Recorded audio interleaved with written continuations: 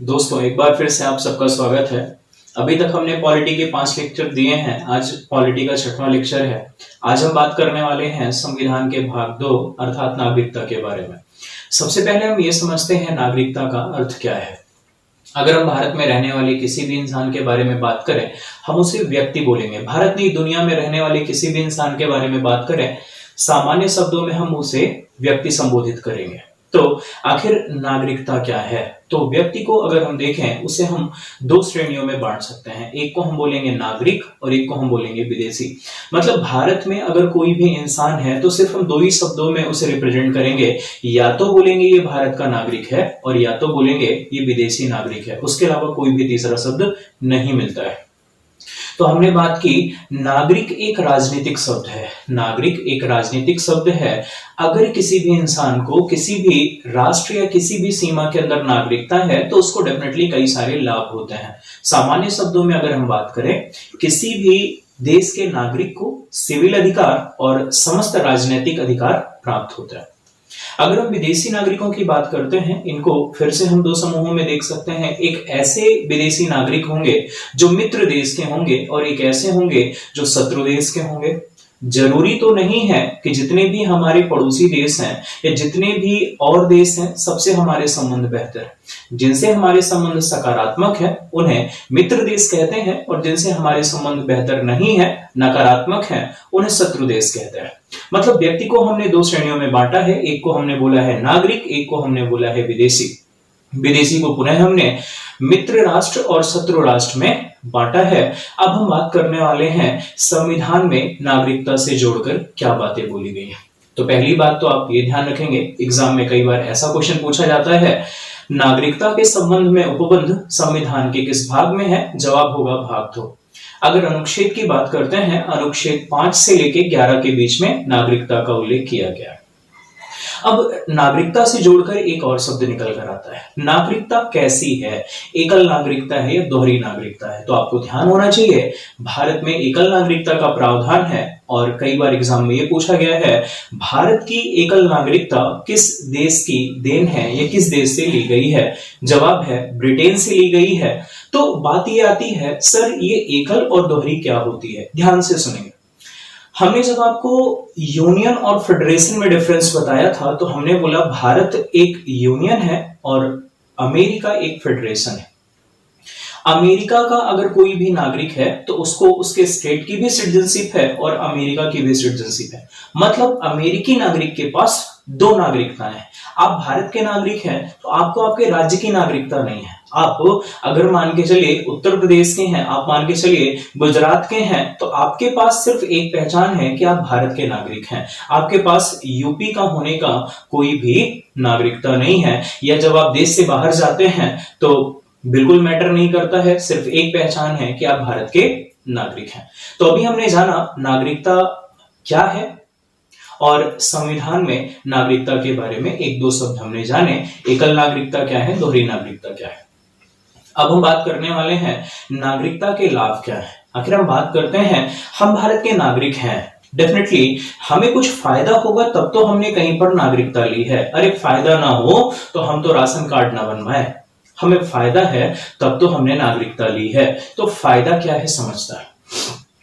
पहला फायदा तो बच्चों ये है कि जितने भी संवैधानिक पद हैं उन पर नियुक्ति का अधिकार सिर्फ भारतीय नागरिकों को है। अगर हम भारतीय नागरिकता के फायदे की बात करें, इसका मतलब क्या है, आप अगर भारतीय हैं तो ही आप भारत में राष्ट्रपति बन सकते हैं, तो ही उपराष्ट्रपति बन सकते हैं, तो ही किसी कोर्ट के जज बन सकते हैं। इसका मतलब ये, अगर कोई विदेशी कितना भी योग्य है वो भारत का राष्ट्रपति नहीं बन सकता है क्योंकि वो भारत का नागरिक नहीं है। तो पहला लाभ हमने क्या देखा कि जितने भी संवैधानिक पद हैं उन पर नियुक्ति का अधिकार केवल और केवल भारतीय नागरिकों को ही प्राप्त है। अच्छी बात है, होना भी चाहिए।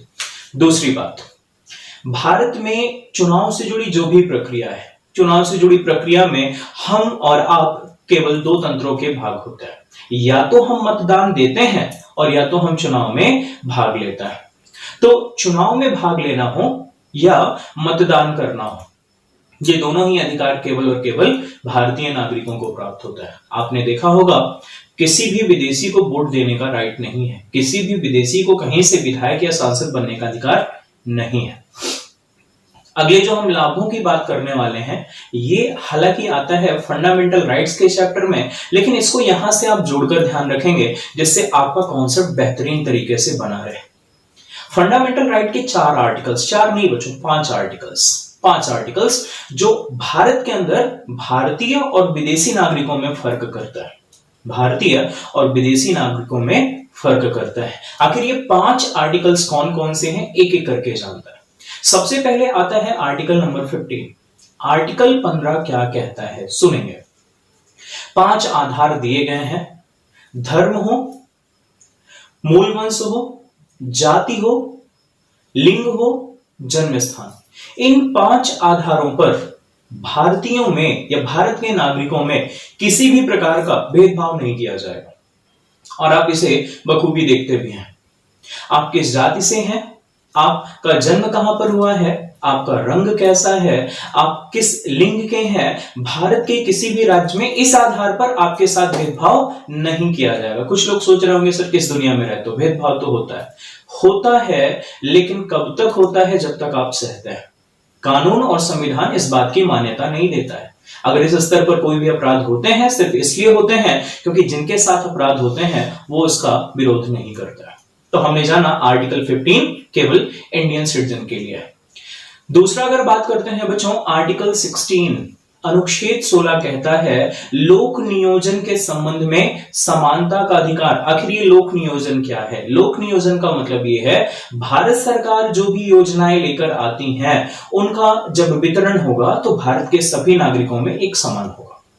मतलब ये कि अगर मान लीजिए कोई विदेशी नागरिक भारत में आके फंस गया तो अगर वो इस चीज की मांग करे कि साहब हमें भी राशन कार्ड से राशन दे दीजिए, ये कोई भी सरकारी योजना है, जनधन बीमा योजना है, आयुष्मान योजना है, उसका बेनिफिट हमें भी दे दीजिए, वो पॉसिबल नहीं है क्योंकि लोक नियोजन समानता की बात करता है भारतीय नागरिकों में, ना कि विदेशी नागरिकों में।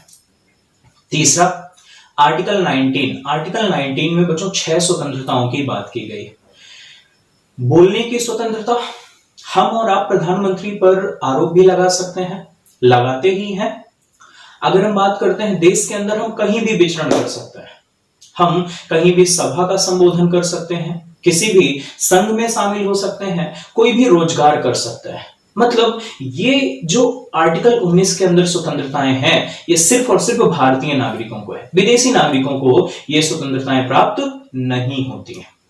2 आर्टिकल्स और हैं 29 और 30, ये दोनों माइनॉरिटीज से रिलेटेड हैं जो कि शिक्षा और संस्कृति संबंधी अधिकार है। मतलब अल्पसंख्यकों के शिक्षा और संस्कृति संबंधी जो अधिकार हैं ये केवल भारतीय नागरिकों को है। विदेशी आके ये नहीं कह सकता है कि साहब हम भी माइनॉरिटी में आते हैं, हमें भी कुछ बेनिफिट दे दो। नहीं बॉस, आप इंडिया के नागरिक नहीं हो, आपको ये बेनिफिट्स नहीं मिलने वाले हैं।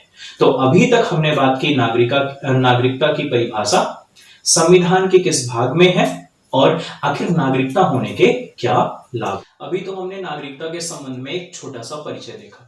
अब हम बात करते हैं संवैधानिक उपबंध की, यानी संविधान में नागरिकता से जोड़कर कितने आर्टिकल्स हैं और क्या क्या बातें बोली गई हैं। तो बच्चों अगर हम बात करते हैं आर्टिकल्स की तो 5 से लेके 11, 5 से 11 मतलब कुल कितने आर्टिकल हैं? 7 आर्टिकल्स। और आप देखेंगे कि 2 मिनट में कैसे हम इसे याद कर लेते हैं। सुनिए, 7 आर्टिकल हैं, ऐसा ध्यान में रखना है। 7 आर्टिकल हैं 5 से लेके 11। 4 आर्टिकल जो है वो नागरिकता देने की बात करता है। 4 आर्टिकल नागरिकता देने की बात करता है। देखते हैं कौन कौन सी। 5 कहता है संविधान के प्रारंभ में नागरिकता। मतलब जब हमारा संविधान बना है तो संविधान निर्माताओं ने कौन कौन से आधार बनाए हैं, मतलब किन किन आधारों पर किसी भी नागरिक को भारत का नागरिक बोला जाएगा। तो 5 कहता है संविधान के प्रारंभ में नागरिकता। 6 कहता है पाकिस्तान से आने वाले व्यक्तियों की नागरिकता। मतलब अगर कोई इंसान पाकिस्तान से भारत आना चाहता है तो किन आधारों पर उसे भारत का नागरिक बनाया जाएगा। 7 कहता है पहले चले तो गए थे पाकिस्तान, कोई बात नहीं, हो तो अपने ही भाई, अगर लौट के आना चाहते हो तो किन आधार पर हम आपको नागरिकता बनाएंगे, समझेंगे।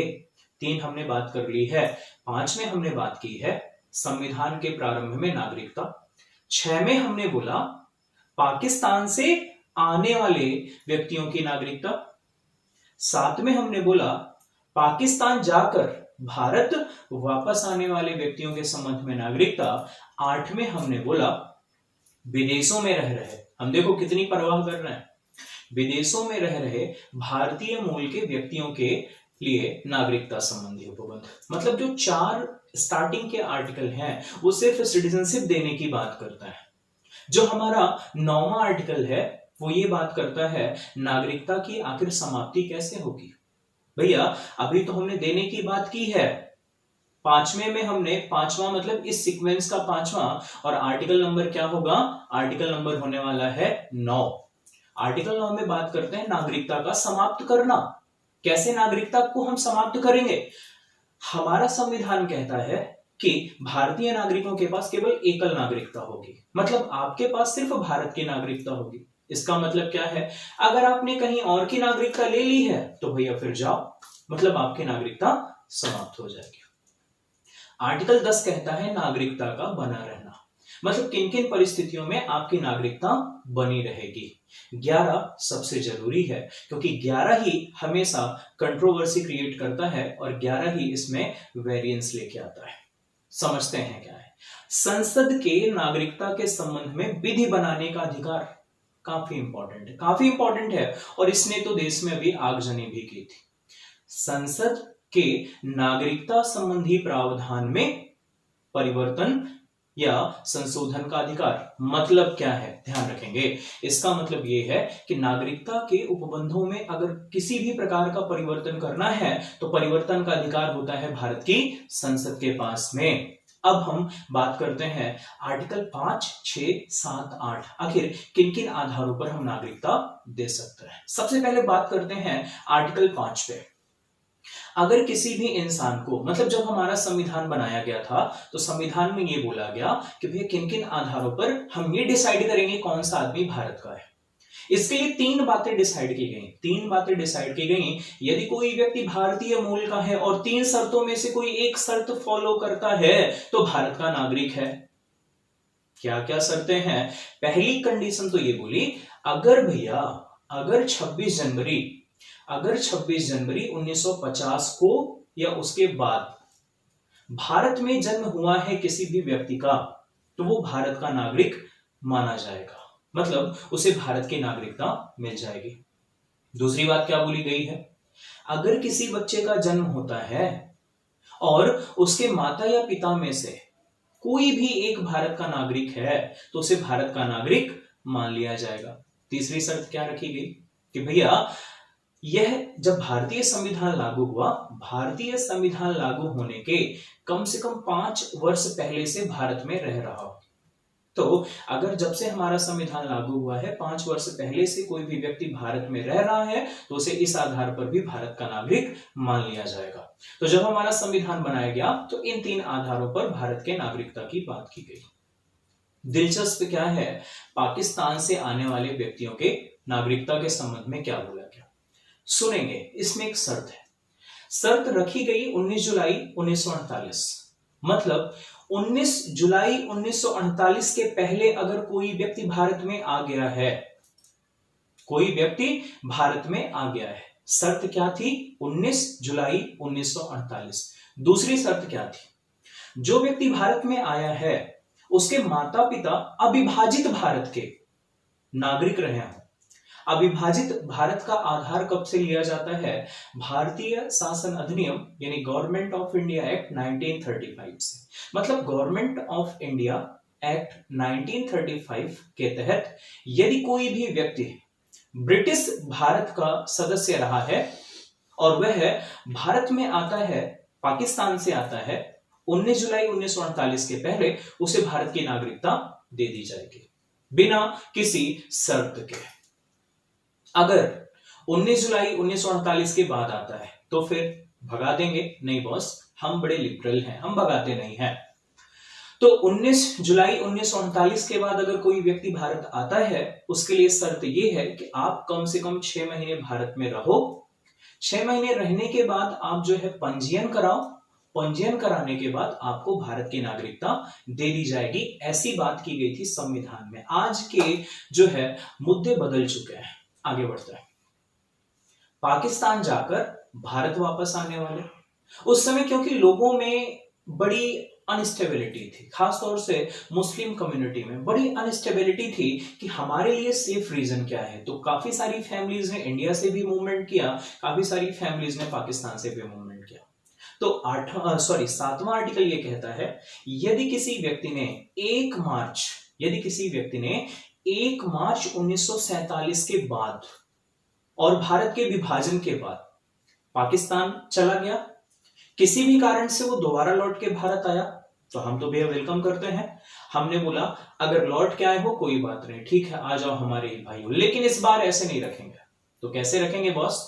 आप 6 महीने रहो, पंजीयन होगा, पंजीयन होने के बाद आपको भारत की नागरिकता दी जाएगी। मतलब आप ये देख पा रहे हैं, संविधान के प्रारंभ में जो पंजीयन की अवधि निर्धारित की गई थी वो 6 माह निर्धारित की गई थी, जो आज बढ़कर 7 साल हो चुकी है।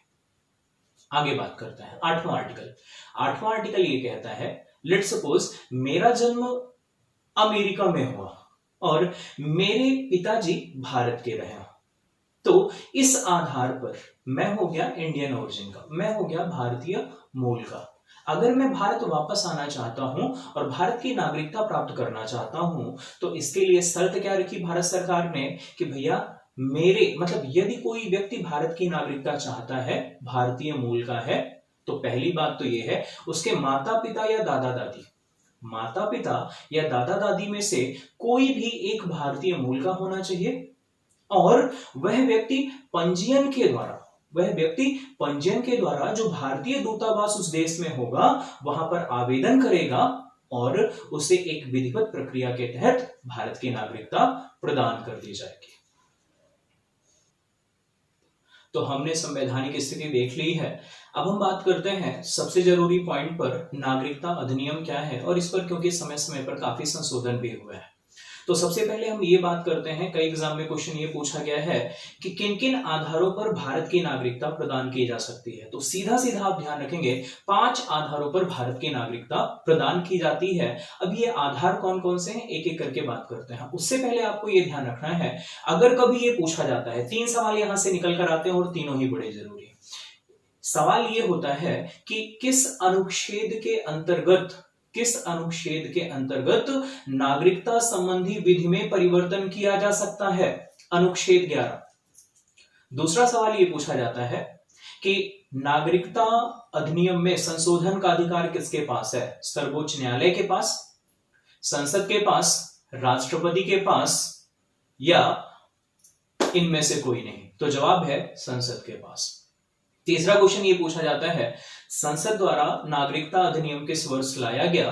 तो इसका जवाब है 1955। तो कुछ लोगों के दिमाग में यह आ रहा होगा कि सर अपडेटेड हो जाओ थोड़ा सा, अभी तो आया है 2019 में नागरिकता अधिनियम। तो बच्चों ध्यान रखेंगे, नागरिकता अधिनियम सिर्फ एक है जो 1955 में लाया गया। तो फिर सर ये क्या है? ये जितने भी आए हैं ये इनके अमेंडमेंट्स है, संशोधन है। मतलब इसी में एक तो बेस बन गया 1955, कोई दूसरा जवाब नहीं। नागरिकता अधिनियम संसद द्वारा कब पारित किया गया? 1955। बाकी जितने भी हो रहे हैं ये सब क्या है? नागरिकता संशोधन अधिनियम, सिटीजनशिप अमेंडमेंट एक्ट है। ये सिटीजनशिप एक्ट नहीं है, सिटीजनशिप अमेंडमेंट एक्ट है। चलिए तो बात करते हैं 5 आधार कौन कौन से। पहला है जन्म से, हम और आप किस आधार पर भारत के नागरिक हैं? जन्म के आधार पर। क्यों? क्योंकि 26 जनवरी 1950 के बाद हमारा जन्म भारत की भूमि में हुआ है, इसलिए हम जन्म के आधार पर भारत के नागरिक हैं। चलिए सर अच्छी बात है। दूसरी चीज होता है वंशानुगत आधार पर। वंशानुगत आधार का क्या मतलब है, समझेंगे इसे थोड़ा सा। वंशानुगत आधार ये कहता है कि अगर किसी भी व्यक्ति का जन्म भारत के बाहर हुआ है, मान लीजिए आपका जन्म ऑस्ट्रेलिया में हुआ है, और जब आपका जन्म हुआ तो आपके माता या पिता में से, ध्यान रखेंगे, माता या पिता में से कोई भी एक नागरिक भारत का होना चाहिए, तो आप भारत की नागरिकता के लिए आवेदन दे सकता है। 1992 तक यहां एक दिलचस्प बिंदु था। भारत में जो भी चीजें होती हैं, भारत में बच्चे का नाम पिता के नाम से जोड़ा जाता है। इसका मतलब ये है 1992 तक इस नियम में यह प्रावधान था, यदि जन्म के समय बच्चे का पिता भारतीय नागरिक है तो उस बच्चे को भारत की नागरिकता दी जाएगी। 1992 में इसमें संशोधन किया गया और इसमें शब्द जोड़ा गया माता या पिता।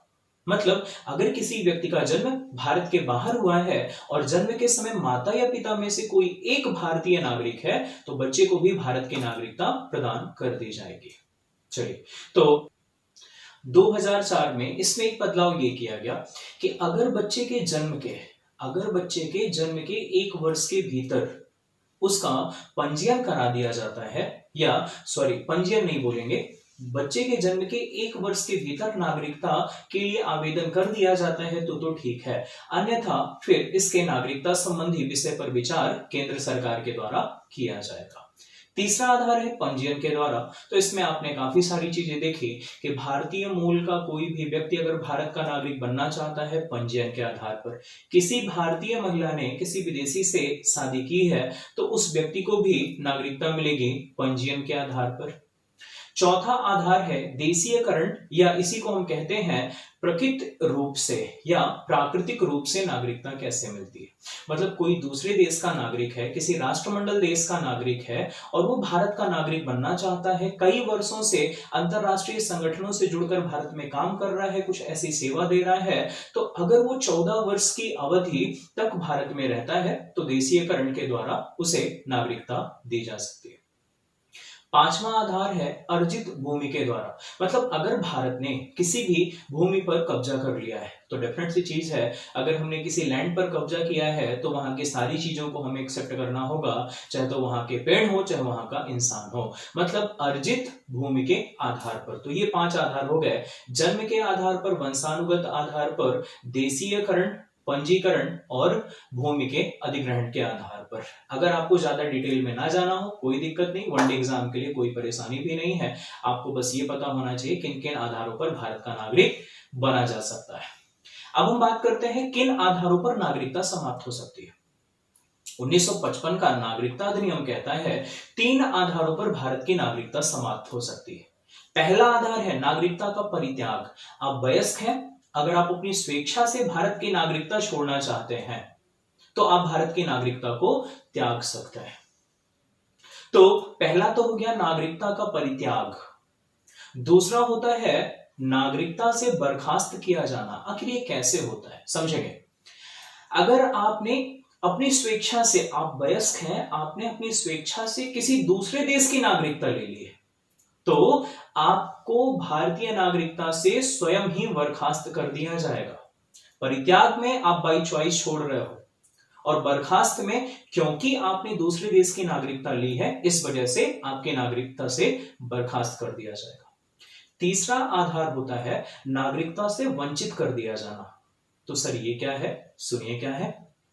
वंचित करने का मतलब ये है अगर कोई भी नागरिक देशद्रोह का काम करता है, जैसे अगर हम दाऊद इब्राहिम की बात करते हैं, कोई भी व्यक्ति देशद्रोह का काम करता है या 7 वर्ष की अवधि हो गई है और वो किसी दूसरे देश में निवास कर रहा है और भारत में कोई भी ऑफिशियल उसका डेटा नहीं है, कुछ भी जानकारी नहीं है, 7 वर्षों की न्यूनतम अवधि तक वो अगर भारत से दूर रहता है तो उसकी भारत की नागरिकता समाप्त हो जाएगी।